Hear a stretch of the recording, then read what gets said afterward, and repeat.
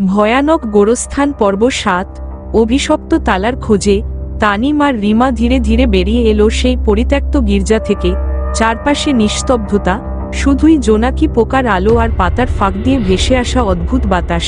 মনে হচ্ছিল গোরস্থানটা নিঃশ্বাস নিচ্ছে, আর প্রতিটি পদক্ষেপে তারা যেন মৃত্যুর আরও কাছাকাছি চলে যাচ্ছে। বন্ধুরা, ভিডিওটিতে একটা লাইক করুন, আপনার বন্ধুদের কাছে শেয়ার করে দিন, আর ভূতের গল্প ভালো লাগলে চ্যানেলটা সাবস্ক্রাইব করে রাখুন। গল্প শুরু। রিমা বলল, তুই জানিস তো সেই অভিশপ্ত তালা কোথায় লুকানো থাকতে পারে? তানিম বুক ধাক্কায় জবাব দিল, না, তবে এই বইয়ে একটা মানচিত্র আছে। গোরস্থানের এক কোনায় একটা নষ্ট কুয়া কথা বলা আছে, ওখানেই লুকানো আছে আত্মার শিকল বাঁধা তালা। তারা দুইজন বইয়ের নির্দেশনা অনুসরণ করে গোরস্থানের উত্তর পূর্ব কোনায় গেল। অন্ধকারে হাতড়ে হাতড়ে একসময় তারা খুঁজে পেল সেই কুয়াটা। কিন্তু কুয়াটা আর কুয়া নেই, সেটা এখন মাটির নিচে নামা একটা গর্ত, যার চারপাশে ছড়িয়ে ছিটিয়ে থাকা পচা কাঁঠাল পাতার গন্ধ। চারপাশ জুড়ে ছোট ছোট হাড় দেখা যাচ্ছে, কেউ যেন বহু বছর আগে এখানে অনেক কিছু কবর দিয়েছে। তানিম নিচে নামার জন্য একটা পুরনো কাঠের মই খুঁজে বের করল। রিমা ভয় পেয়ে বলল, তুই নামবি একা?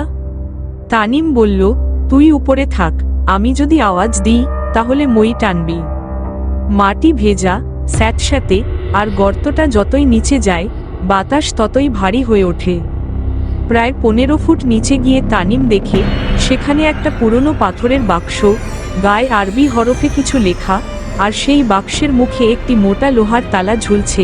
তালার গায়ে খোদাই করা আছে, ঘুম যদি ভেঙে যায় মৃত্যু হবে মুক্তি।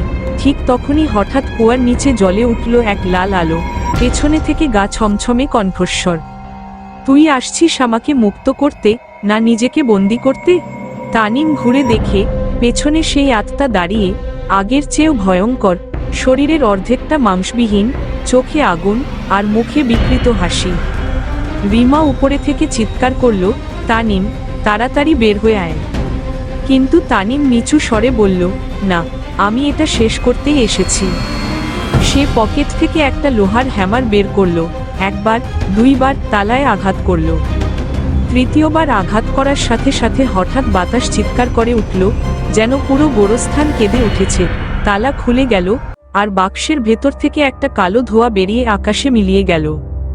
ভূতটা গর্জে উঠল, তুই আমাকে মুক্ত করেছিস, কিন্তু নিজের মৃত্যুর বিনিময়ে।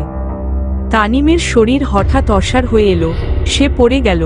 রিমা ছুটে নিচে এসে তাকে জড়িয়ে ধরল, কাঁদতে কাঁদতে বলল, না না, প্লিজ মরিস না, সব শেষ হয়ে যাবে। কিন্তু আশ্চর্যের ব্যাপার, তানিম ধীরে ধীরে চোখ খুলল। ভূতটা তখন একদম শান্ত, মুখে এক প্রকার তৃপ্তি। সে ধীরে ধীরে বলল, আমার ঘুম এখন সম্পূর্ণ হয়েছে, তোর সাহসে আমি মুক্ত। কেবল একজনই আমার ঘুম ভাঙার অভিশাপ থেকে বাঁচতে পেরেছে, তুই। এরপর সে হাওয়ার মতো মিলিয়ে গেল। গোরস্থান তখন একেবারে শান্ত, যেন কয়েক শতাব্দীর অভিশাপ ভেঙে গেছে। কিন্তু হঠাৎই পেছনে থেকে একটা নতুন কণ্ঠস্বর, তোমরা বিশ্বাস করো আত্মা চলে গেছে, নাকি সে এখন নতুন কবর খুঁজছে?